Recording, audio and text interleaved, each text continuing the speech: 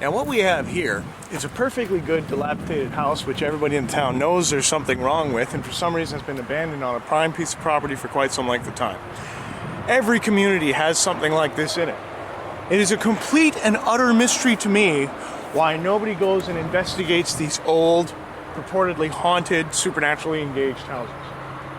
Now, I've heard any number of legends about this particular house.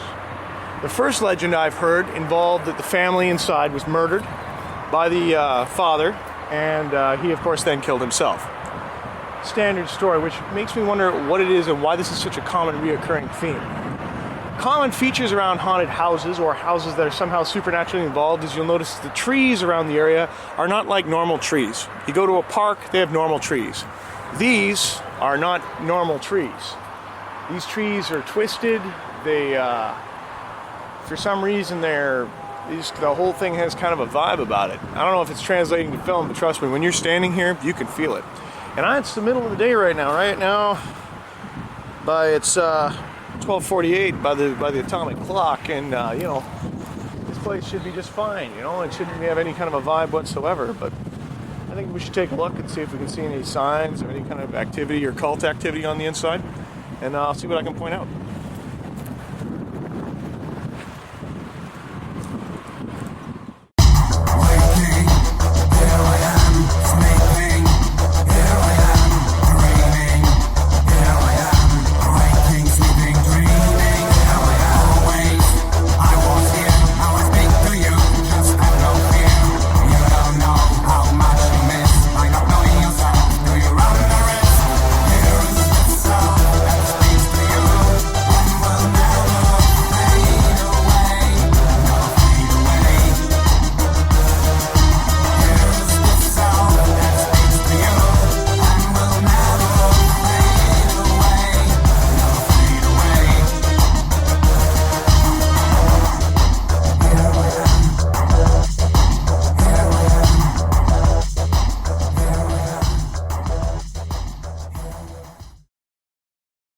The problem with the truth is that the truth is. You can't really shift the truth, that's why it's the truth. No matter how many facts you try to throw at it, no matter your angle or perceptions, you can't really spin the truth. You can spin perception, and the perception may affect your thought process and therefore your reality view of the truth, but the truth is. You know what I mean? Like, now, there's those people who would go into these wonderful realms of metaphysics, and they'll talk about, well, how do you know this isn't a dream, and blah, blah, blah, blah, blah, blah, blah. Okay, well, we're going to scrap all that, essential, going nowhere, masturbatory metaphysical speak. I'm not really interested in any of that. What I am interested in is once we've established, food, shelter, safety, clothing, all that good stuff, Maslow's need hierarchy and all that good jazz, you have to determine what's the point? Like, where are we going with this? What's the whole purpose of life? Why am I here? What am I doing? What's going on? And to fill that void comes religion.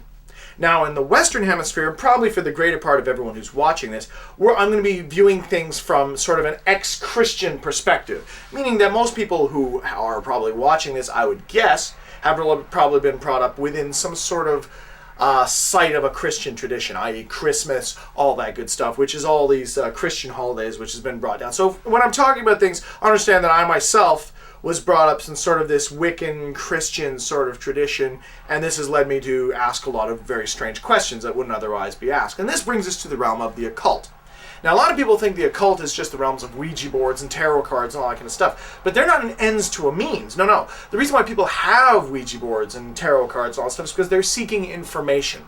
They're seeking enlightenment. They're seeking the path to truth and justice and all this kind of jazz. And the odd thing is not that, people would go and consult, runes or rocks or cards or what have you. The odd thing is the amount of people who hate that. The Roman Catholic Church has persecuted any kind of mystical knowledge, anything that could be called occult, where the word occult itself means hidden, and it doesn't mean hidden from daylight, it means hidden from the Christians, because generally during the Crusades they were burning witch trials and yada yada yada. the current Pope, who's in office right now, I guess he took over as the head coach guy for all the Catholics. He used to be in charge of the section of the church that was in charge of the Inquisition, apparently, as I've read. Now, apparently they don't do the whole nail you to a chair and, torture you with hot coals until you confess thing, but it wasn't so long ago that just by even talking about things like even saying the term magic or witchcraft or claiming to be a witch. I mean, if you admitted yourself to be a witch, I don't think you actually went to the gallows, but I'm not too sure. I think that generally, being as the passage in the Bible was, you shouldn't tolerate the presence of a witch, they were killing those suckers like popcorn. They were just dropping. So a lot of the knowledge that was preserved in natural history and medicines and herbs and plant usage, with a lot of traditions that came from, Druidic cultures and Celtic cultures and Celtic cultures and all that kind of jazz, that was all lost due to this, huge persecution by the church. That's why Celtic crosses have a circle in the middle of them. It's got nothing to do with the Trinity or the Holy Father or anything else like that. The reason why they have the circle in the middle of a Celtic cross is because the Celts used to worship the sun. And so in order to bring Christianity to these people, they took the circle, they put it on the cross and said, see, your God's the same as our God. And we're both worshiping the same God. We just have a much better way of doing it. And this is how all that became, how Christianity essentially took over most of the world. But the problem is that when you go back far enough and you predate Christianity, there's a whole belief structure which is in effect there. And this is where we get into the realms of the occult. And the occult on the whole is largely forgotten now. There are people who are into it, but it's a very dangerous territory to be messing around in because there's lots of cults. There's lots of people who take a little bit of knowledge, use it like a dangerous thing, and then they build it into this, dangerous cult where usually you can recognize them. They're people like, I have secret information that you can't possibly have, but if you do as I say and take these courses, you too will have the secret information, and then you can teach the secret information to other slaves, members. And then that's exactly how it works. This is how a lot of these cults are set up. So before we get into the occult, you must understand that what we will be talking about was this is what the hackers were doing before computers were invented. Guys like people who've received all kinds of controversy in the past, guys like Aleister Crowley and whatnot. Most people have heard of Crowley, but they don't really know why. He's some Satanist guy. What did he do? What was he about? Now, the man was not a very nice man, okay? He was generally, if I met Aleister Crowley on the street today, we'd probably get into a fist fight. I would think because, now this is just from what I've read because I've never met the man. Again, he's dead. Israel Regardie was his secretary and disciple for like 30 years or something like that. And he carried on a lot of traditions that he met with, but I'm getting ahead of myself. The tapestry of the history of the occult is very, very rich. And it reads kind of like a spy novel when you get into it. Because there's all these secret societies and things that claim that they have hidden knowledge. And some of them have knowledge and some of them don't. Now, the last thing that I want to do is do research on some old boys club where they got secret handshakes, and then suddenly I know all the secret handshakes from the 14th century. Bores the hell out of me. All I want tangible, physical evidence of the supernatural. Now, my logic for this is if there is tangible, physical evidence of the supernatural on any level, that we can put on film and say, hey, guess what? Bang, there's your ghost, supernatural creature, entity, monster, demon, Cthulhian being, whatever. Whatever we get on film, that would therefore mean that the atheists, such as my cameraman, are in fact wrong. Despite anything else they say, we don't know who's right, we don't know what to believe, but we know what not to believe. If we can capture one supernatural occurrence, one truly supernatural occurrence on film, poof, there's a demon. Okay, something like that. You have to then admit this means that there is, in fact, something beyond what we see in our lives. Now, that doesn't mean there's life after death. That doesn't mean that God's right. That doesn't mean that there's the thing we conjured with a demonic spell is even a demon. We don't know that. It could just be some sort of outworld creature. And I've got terminology I've used through a lifetime of amassing books and information and such, writing my horror stories and that, because I get deep into a lot of these different cultures, Tibetan culture and Tibetan mysticism, South American mysticism, and all around the world. But you'll find there's certain ties that sort of hold everything together. But the whole fishy world of the occult is very, very broad. It's huge.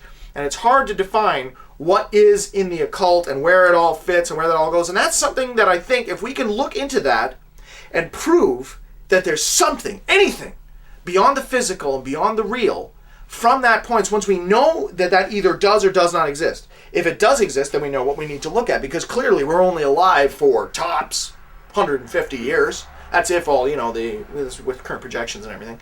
But if, let's say you live 150 years and you're dead, well, if there's something beyond life, right, then you should probably think about what that's going to be. You know what I mean? It's kind of like sitting there in your kit store and you're wondering, what am I going to do with my time and space while I'm here waiting to die? Because if I'm just going to die, and if there is nothing else, what's the point of life? Maybe we should all just be hedonists and make sure we hit Burning Man every year.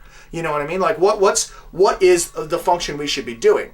So in order to figure out what you should be doing with your life, you have to determine what life is really all about. Is life just biological process? It's because my parents mated, they had sex, I was produced, I ate food, I've grown, I've slowly gone insane, and now I'm making movies. Or is there something more to this? Is there, like, you know, reincarnation? Who's right? There's, like, brilliant people who are utterly convinced that the Bible, verbatim, is in fact the word, like, that's the truth. You know, there was one man, one woman, a garden, and all that crap. There's people who buy that. I'm not one of them, but, you know, there are people out there who believe that. Are they wrong? I can sit there and say, yeah, these people are wrong. Of course they're wrong. It doesn't make any sense. But how do I say I know that's wrong? Where's my proof? Where's my evidence? And if we had that evidence, if science could truly prove religion wrong, would they do it? I say no. Of course not, because it would destroy the entire fabric of culture, especially in North America. So for the wogs, for the people out there who are trying to determine their path in life, we get a lot of gear together. We know where we're going. We have all of our stuff laid out. We got everything where we got to go. We got our job. We know our transportation situation. We know what we have. We now have to look at the unknown variables. We have to go out and say, okay, what's the point? What are we doing here? How do we get here? What's going on? And then once you determine your current situation, you can then formulate a plan of course of action that is right for you. It's not about doing what I say, it's about doing what you want. In order to figure out what you want to do, you have to have accurate data. And you cannot have a complete picture of the accurate data without ripping the veil off the occult curtain and going, hey, what's going on in here? Is this all crap or is it the truth? And that's what we're going to find out.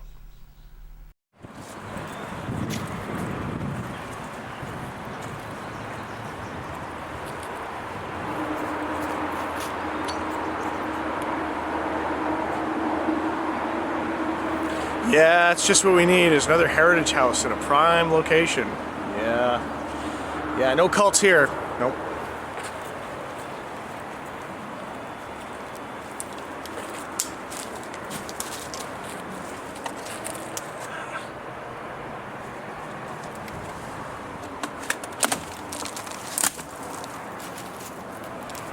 Oh yeah.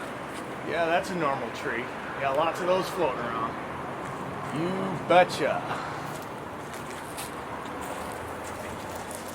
Now. That's underused. Yeah, you see, we got this kind of a place here. Okay. Now, first of all, anytime you're going near any sort of a supernatural structure, you never, I don't care what the reason is, you never go in there at night. I don't give a shit what's happening. You don't go in there at night. You see it all the time. Oh, little Jimmy's missing. Let's wait for the fog to roll in and then we'll head down to the house. Fuck that. If Jimmy's missing and he's at the house, if you go in the house, you're gonna get sucked in and eaten. That's how it works. So right now you wanna, whenever you're researching a house, there's also a whole lot of stuff you're gonna do before you even show up here. I mean, we're here now, it's kind of exciting, it's creepy, you know, there's like weird markings and stuff. Now let's just stop. You gotta get the history of the house. You gotta talk to the neighbors. You gotta talk to people who lived in the community. You gotta find out what the legends are about the house, what the stories are about the house. You gotta check local papers. You gotta check papers going back. You hear that story, you hear like 3 different stories. One is that a guy went and waxed his family, did himself. Next story is that there's a witch that lives up here. That's a little disconcerting when you have a bunch of kids who are like, well yeah, we seen her. What was she doing? Oh, she was drinking cat's blood. We watched her do it. And it was like, oh, you kids. Kids don't make up stories like that. They either saw her drinking witch's cat's blood or they didn't, right? So you gotta make sure you keep that in check.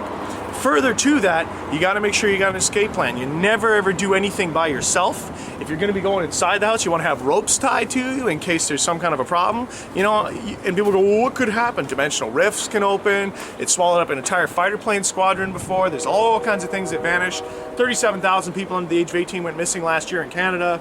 No, you got to make sure that when you're investigating something that could have a supernatural threat to it, that you stay really, really cold. It's not about emotion, it's about tactics. And we can't have the margin of error here. Now, what we got here is we've got every other entrance and exit to this house has been really, really nicely walled up and heavily guarded and all the rest of it, except for this one little basement chamber here, which is a doorway which goes down. Now, if I was a lesser man, I would climb down there and start rooting around with my flashlight and go, oh, look, hey, there's a whole lot of big spider webs down here. Oh, it's really, really sticky. No, you don't do that. You document it, you videotape it, and then you make plans for assessment at the time. That's what you do. Again, also, if this area is so totally overgrown, why have I got worn pathways wandering all the way around the house? A little odd there.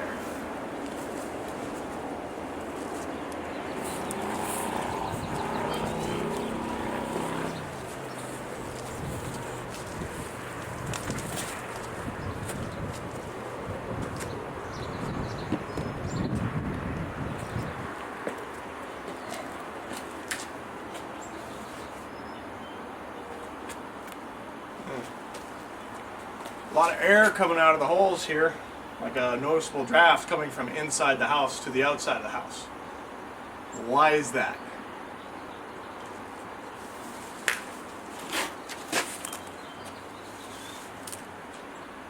Also, when listening, you never actually listen to the door. You always put something solid to the door and put that object to your ear.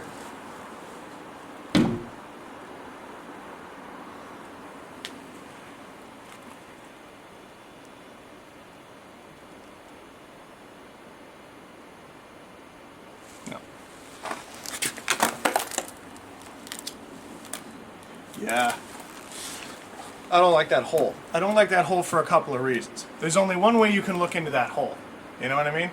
And the whole house is kind of wrapped all over. Everything's all wrapped up tight except for the one little hole you're supposed to look through.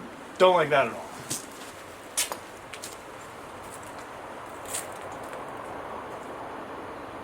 Now, what's with the insulation on the outside of the house? Interesting fact about styrofoam insulation is that styrofoam insulation, inch for inch, has the same properties of stopping radiation as concrete. So whoever has put insulation on the outside of the house, it isn't for weatherproofing. I think it's because they probably want to stop sunlight, or they want to stop the heat that comes from sunlight, or possibly the life force of the outside of the area. Again, you're not here, so you can't feel what this house feels like, but let me tell you, I want to go have a shower right now. The whole place is just filthy.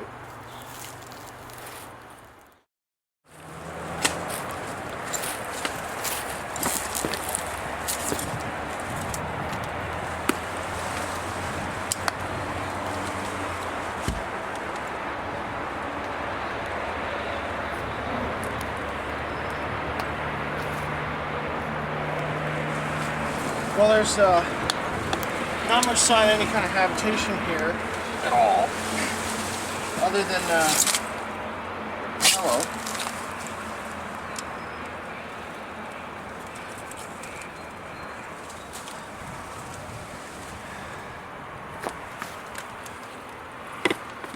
That's a child's shoe.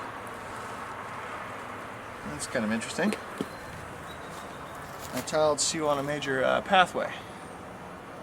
Kind of place where, you know, why would you only find one shoe here when there's no other garbage here? That's a little disturbing.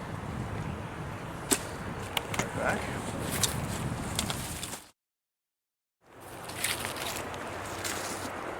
Gonna need to get into this house, I guess. 'Cause that shoe doesn't look too old.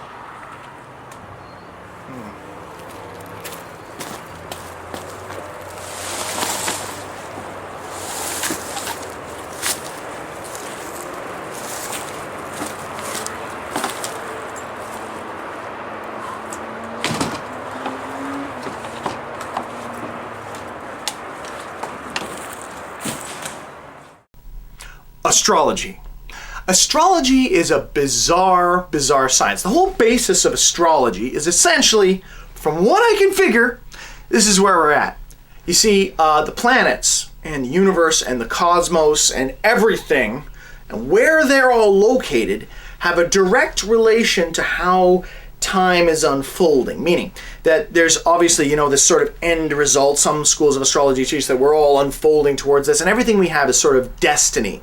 And this entire destiny and who you are as a person can be determined, and secret information can be revealed to you based upon your knowledge of planets, planetary alignment, stars, the solar system, things of that nature, and the moment at which you were born. That is to say, the moment you became an individual. So some people would say, well, if I had a cesarean or a C-section, does that mean I was born? Does that mean that I was born before my time? Would it basically be about the time that I was born? When do you do that? Because it's right down to the minute and the second in some cases to forecast someone's star chart. That's what they do. They take your date and time of birth and they look back on the charts and they figure out where the planets were and all this kind of jazz.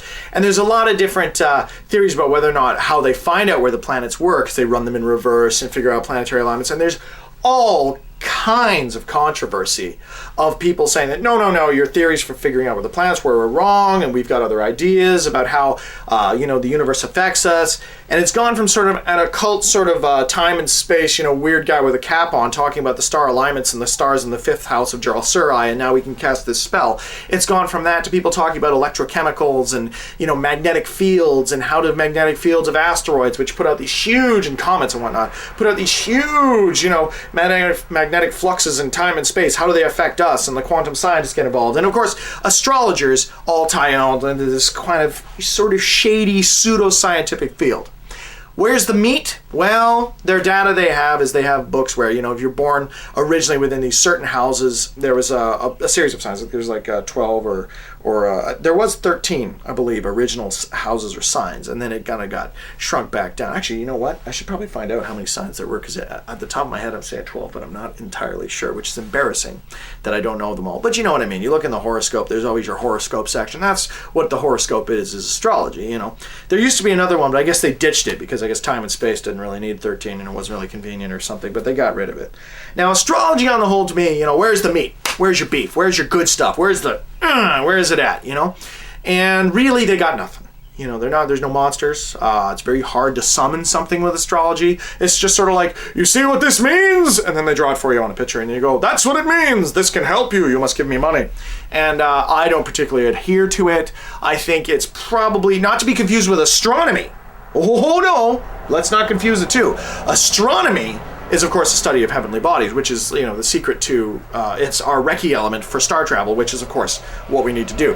So we're not talking about astronomy here, just the spiritual implications of astrology. And quite often you'll find that other occult traditions use astrology. They're like, you must cast this spell or conjure this creature or open a gate in space-time or whatever, based upon, when the energies are right and all this kind of stuff. So you'll quite often hear astrology referred to.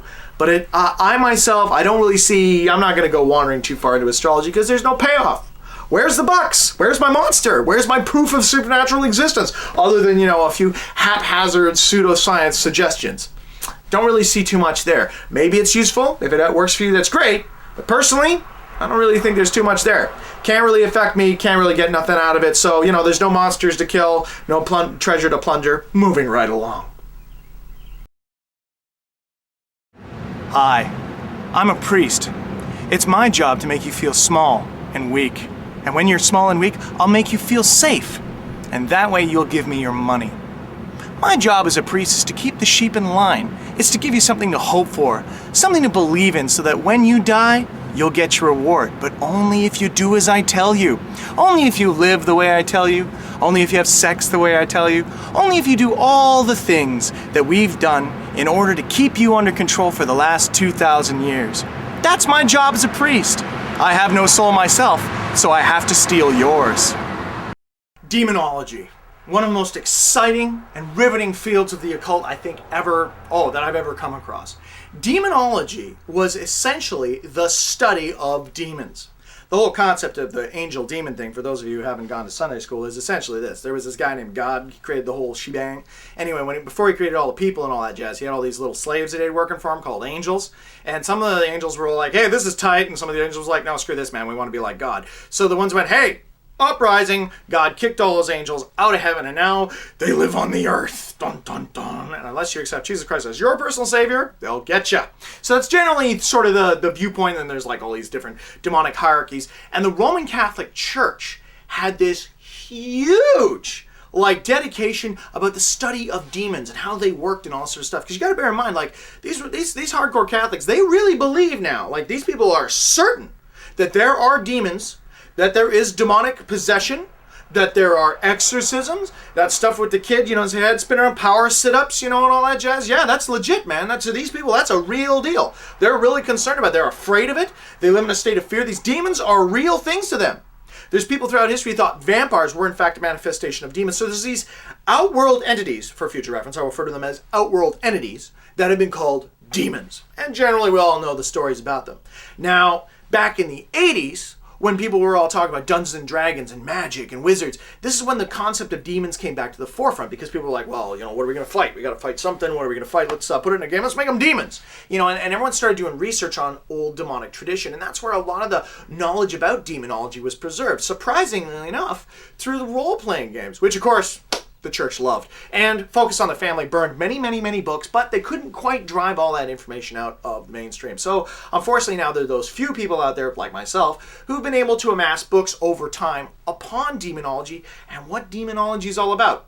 Now, demonology is very different from Satanism. Satanism is a religion started by a Carney Barker, who's Bavarian, down in California in the late 50s, early 60s. Okay, that's Satanism. Demonology is something that goes way, way back. This is something that goes quite far out. And when you look into demonology, it branches into, of course, conjuration, the summoning of demons. And you have like the Seal of Solomon and blah, blah, blah, blah, blah. And that's why in Equilibrium they use the term tetragrammaton, because tetragrammaton is one of the sacred names of God, yada, yada, yada. The Masons have tie-ins with demonology, outworld research. So generally when you hear somebody saying conjuration, you think demonology. Now, let's suppose someone to some degree goes, okay, well, you know what? We're going to summon something. Now, that's a little bit different than just breaking out the old Ouija board. Okay, when you're summoning something, that means that you've got, people, intent, you're conjuring a physical entity to show up. Or, conversely, if someone is possessed, they have an entity inside of them that is cognizant, intelligent, has a hierarchy, is able to speak other languages, has memory, history.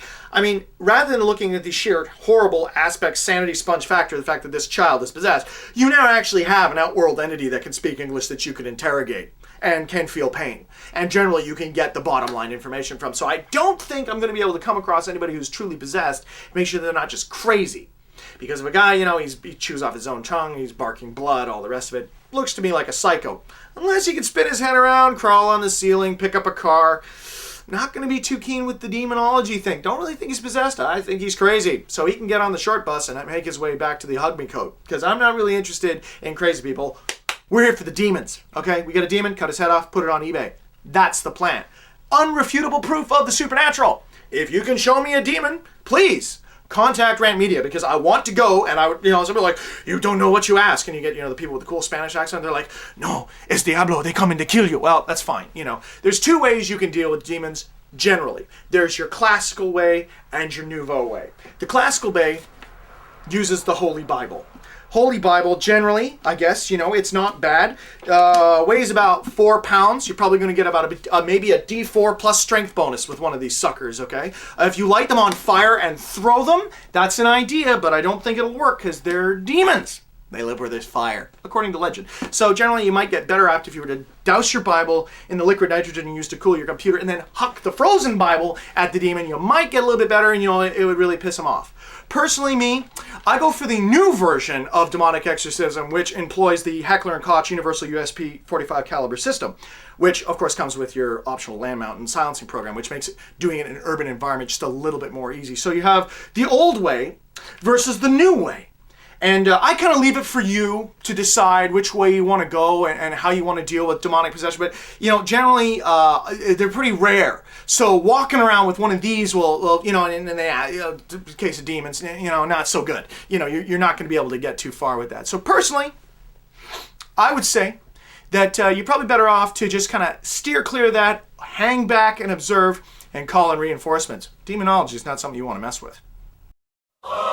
One of the great things about living in the first world is the fact that we get all this guilt. You know, a lot of the Catholics seem to believe that they got the market corner on guilt, but you know, that whole guilt thing that's made the Catholic Church as big and as powerful as it truly is has now been spread out to an entire market. You've got charities everywhere. You've got, you know, Feed the World, do this, do that, and when you realize that you've got all this stuff, being in the Western world, you have all this stuff and nobody else in the world has anything, you feel immensely guilty, especially when you're watching late night TV. You turn it on and there's starving children everywhere you look. So this has an effect on you and you feel really bad. You feel like, oh gosh, I'm a bad person because I have stuff. This, of course, is fabricated. This is something that is projected into you. And what it is guilt. So how do you get rid of this guilt? How do you unload these guilty feelings? You do this by giving money. A little charity hides a multitude of sins. Really clever guy said that one time. The way that they're trying to make money from this is to do things like tithing, where if you give a bit of your money to whatever cause it may be. Originally it's used as a religious term where you'd have, you know, pay certain money to churches, and then, you know, you feel like you're doing good, and then using this kind of weird, bizarre chain letter mentality, somehow this money is supposed to come back to you, or some other nonsensical type equation. Makes no sense whatsoever. But when you look at, there's like, same thing can be said for Greenpeace, or even RANT Media for that matter. You look at all the stuff that's going on in the world and you think, gosh, I gotta do something. I'll send $99.95 off to this location and it'll make the world a better place. Now, chances are, there's nothing wrong with sending your money to an organization, provided you've done some research into what that organization is really about and what really happens to your money. The bigger the organizations are, by simple mathematics, the more of a variable chance there is that it is corrupt. The smaller the organization it is, they're either corrupt right off the top, in which case it's 100% chance of being corrupt in a cult or whatever, or if it's small and everyone's sort of trying to be honest, well, there's less likelihood of things becoming corrupted within that organization. This is why I become suspicious of organizations like the Roman Catholic Church, Greenpeace, any focus on the family, any of these organizations which when you look at them in history you go, well, there's a lot of questionable things that have happened here and so on and so forth. Now that said, you look at some organizations, you look at like the whole environmentalist standpoints, you've got like Greenpeace, Earth First, all these kinds of guys, PETA, you know, all that sort of thing. You look at that and you go, okay, well, who do I want to give my money to? Who do I want to say? Who do I want to support? Then you have to actually be involved. And nobody really wants to be involved. What you want is you want a nice, easy person. Who do I make the check out to so I can make my guilt go away? But it's not going to be like that. The way you want to do this as a responsible blog is to actually do the research, actually do the reading, become involved, because your money is a weapon which you are giving to people to execute their will. Every dollar that you spend on an organization gives them the ability to affect reality. So you want to ask yourself, what kind of reality am I actually encouraging?